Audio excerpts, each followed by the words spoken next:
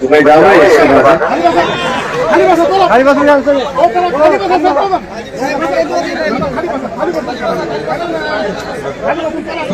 खाली बसा सगळे.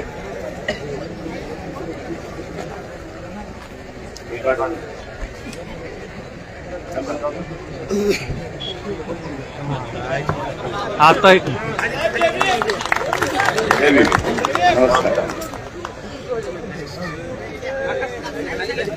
बनस मतदारसंघातील उमेदवार पवन पांडुरंग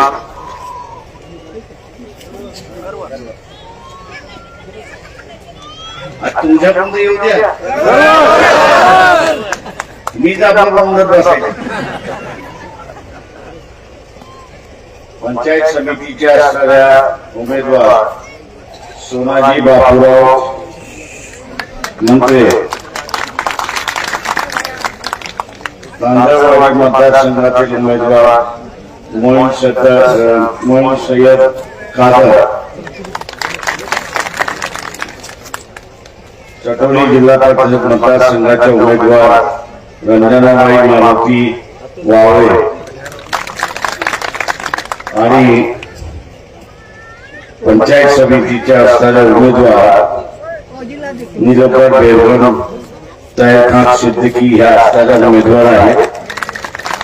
या सगळ्यांच्या असणाऱ्या निशाण्या ज्या आहेत अधिकृतरित्याने आज जरी माहिती असलं तरी मी जाहीर करत नाही, पण 27 तारखेला त्यांना चिन्ह अधिकृतरित्याने इलेक्शन कमिशनच्या अधिकाऱ्यांमार्फत मिळेल आणि संध्याकाळपर्यंत आपल्याला असणारं ते चिन्ह येईल.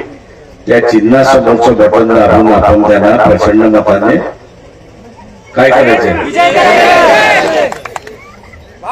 इथे उमेदवार कोण आहे, अजून कोण आहे? नेतृत्व पवन, जसं सुधीर दादा आहे तसं पवन आमचा. आम्ही राहणार भालकुडकीचा. हो, 31 डिसेंबरला आम्ही पुण्यामध्ये होतो. दादासोबत माझी रॅली निघाली होती भीमा कोरेगाव. मी भावना विजय करणार म्हणजे करणार. हे आपलं शब्द. आम्ही तुम्हाला भेट नाव साहेब. विरोधी उमेदवार आहे त्याचं नाव काय?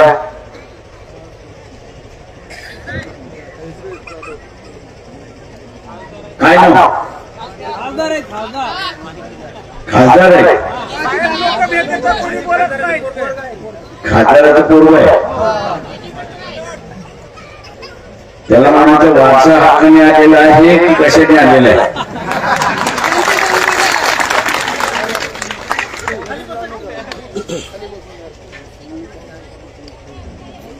ही जी घराणीशाही चालवणारे जे खासदार आहेत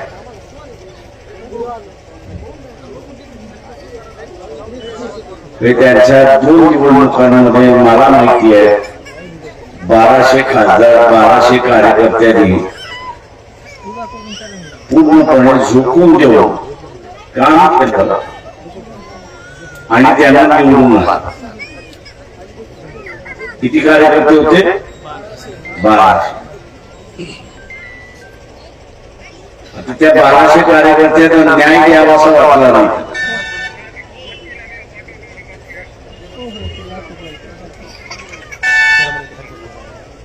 त्याच्यापैकी असलेल्या एखाद्या कार्यकर्त्याला होय सैनिक, हो सैनिक इथे नीट उभा राहा. तुम्ही खाली बसून घ्या. खासदारांना असं वाटलं नाही की त्या 1200 कार्यकर्त्यांनी आपल्याला झटलंय, त्याच्यापैकी एकाला उमेदवारी द्यावी. ज्या खासदाराची एवढी दानत नाही त्याच्या पोराची धूरदायीने आपण केली पाहिजे, एवढं लक्षात घ्या. मी इथल्या सगळ्या मराठा कार्यकर्त्यांना सुद्धा आवाहन करतोय की तुम्ही सुद्धा झटलात. मी आलो होतो डोके यांच्या प्रचाराला, तेव्हा एखाद्या कुठल्या तरी असणाऱ्या मराठा कार्यकर्त्याला इकडनं उमेदवारी दिली असती तर मी समजू शकलो असतो की हा पक्ष कार्यकर्त्याला न्याय देतो. पण इथे असं दिसतंय की कार्यकर्ते जे आहेत ते फक्त निवडणुकीसाठी वापरायचे आहेत, वापरून झाला की फेकून द्यायचं आहे आणि पुन्हा सत्तेवरती कोणाला बसवायचं असेल तर आपल्या घरातल्या माणसाला बसवायचं आहे. आता उद्या हे बसवायचं आहे तर कसं बसवतील? सत्तेमध्ये कसं बसवतील?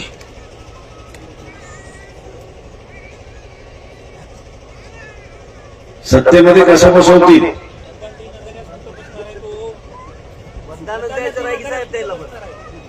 मतदानातून. आणि तुम्ही मतदानाचं काय करणार? वंचित बहुजन आघाडीला देणार. आणि उद्या असायला 10,000 रुपये आले तर पण नाही बदलणार.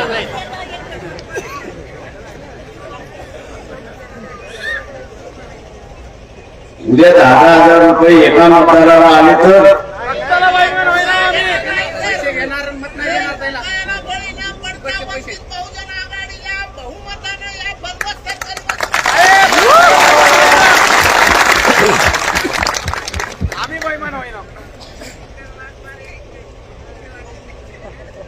मित्र लक्षात घ्या, लोकशाही धोक्यात आहे.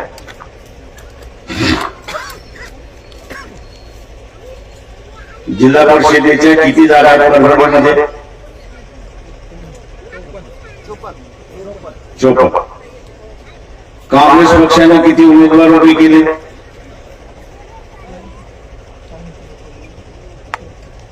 काँग्रेस पक्षाने किती उमेदवार उभे केले? किती केले? या 54 पैकी किती उमेदवार उभे केले? सगळे 54 उभे केले काँग्रेसने? राष्ट्रवादीने सगळे 54 उभे केले? उद्धव सेनेने 54 उभे केले का? एकनाथ शिंदेने तरी केले का नाही केले? प्रश्न हा आहे की का नाही केले? त्यांच्याकडे कार्यकर्ते नाहीत का? आहेत. पण जे दडपशाहीचं राजकारण चाललेलं आहे, धमकवण्याचं जे राजकारण चाललेलं आहे, विकत घेण्याचं जे राजकारण चाललेलं आहे, त्यातून सत्ता ही माझ्या कुटुंबामध्ये आणि माझ्या पक्षामध्येच राहिली पाहिजे. हे धोरण असल्यामुळे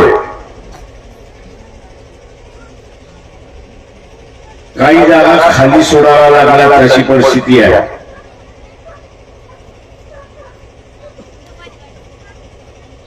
ही जी परिस्थिती आहे ही लोकशाहीला पोषक आहे की मारक आहे? मारक आहे. इथे भारतीय जनता पक्षामार्फत आणि त्यांच्या असणाऱ्या मित्र पक्षामार्फत एक खेळ चाललेला आहे आणि तो म्हणजे इथला राजकीय पक्ष संपूर्ण हा खेळ चाललेला आहे. समजा हे राजकीय पक्ष संपले आणि भारतीय जनता पक्ष शिल्लक झाला तर काय होतं?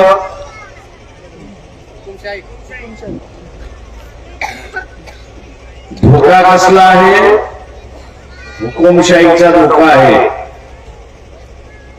हिटलरच्या वेळेस एक कविता होती, त्याची कविता मी म्हणत नाही, पण तो असं म्हणाला, तो कवी असं म्हणतो की मी माझ्या डोळ्याने बघितलं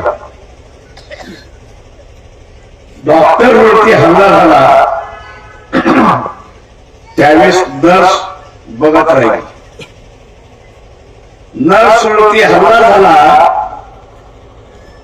तर वॉर्डबॉय बघत राहिले. वॉर्डबॉय वरती हल्ला झाला तर तिथला चतुर्थ श्रेणीचा कामगार बघायच्या भूमिकेत राहिला आणि चतुर्थ श्रेणीचा कामगारावरती हल्ला झाला तर त्याला वाचवायला पोलीस.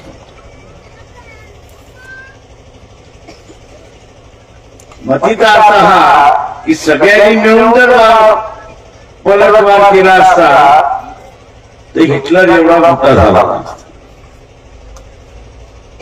आज हेच आपण सर्व लक्षात घ्या की एका मतदारसंघातून सुरुवात झालं कुटुंबशाही. हा लोक उद्या सर्व निवडणुकांमध्ये लागू होईल अशी परिस्थिती आहे. आणि म्हणून हा लोक पसरू नये यासाठी इथल्या असणाऱ्या मराठा समाजाला सुद्धा माझं असणारं आव्हान आहे की हा मिटवण्यासाठी आपण असणारा पुढाकार घ्या. उरलेल्या मतदारसंघामध्ये काय करायचं ते आपण असणार. पण हा लोक लोकशाहीला लागलेला घराणेशाहीचा लोकशाहीला लागलेला घराणेशाहीचा लोक हा थांबवायचा असेल तर पक्ष थांबवू शकत नाही. उमेदवारांनी उमेदवारी देऊन हिंमत केली. मिटवायचं असेल तर तुमच्या हातात आहे हे असताना लक्षात घ्या. हा लागलेला रोग मिटवायचा असेल तर हा रोग मतदाराच्या हातामध्ये मिटवण्याचा हे आपण लक्षात घ्या. आणि मतदाराने मिटवायचा म्हणजे या ठिकाणी कोणाला निवडून द्यायचं, कोणाला निवडून द्यायचं. तुम्ही पवनला निवडून दिलं तर हा रोग कायमचा मिटला म्हणून समजा, पुन्हा येणार नाही.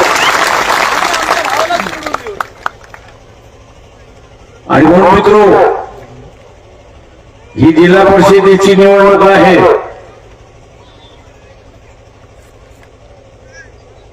हा राजकीय रोग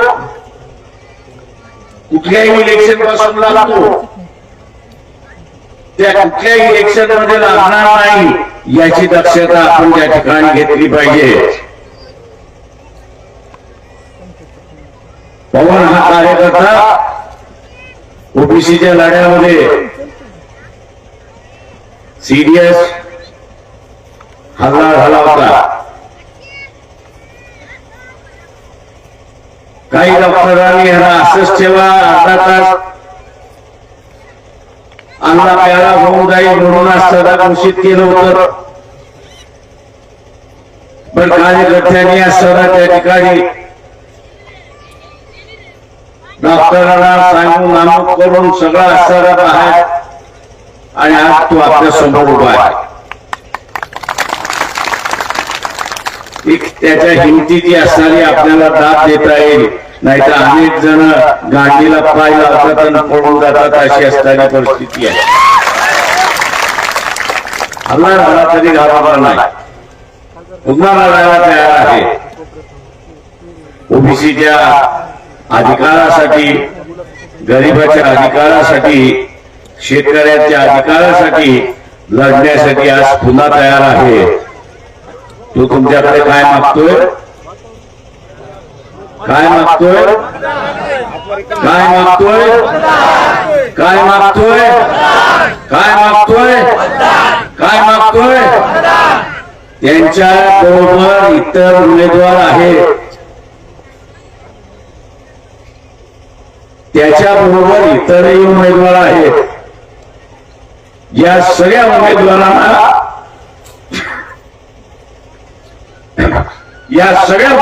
आपल्याला काय करायचंय, काय करायचंय, काय करायचंय, काय करायचंय, काय करायचंय, काय करायचंय. आपण यांना विजय करा या अपेक्षा बाळगतो. जय भीम आणि नमस्कार.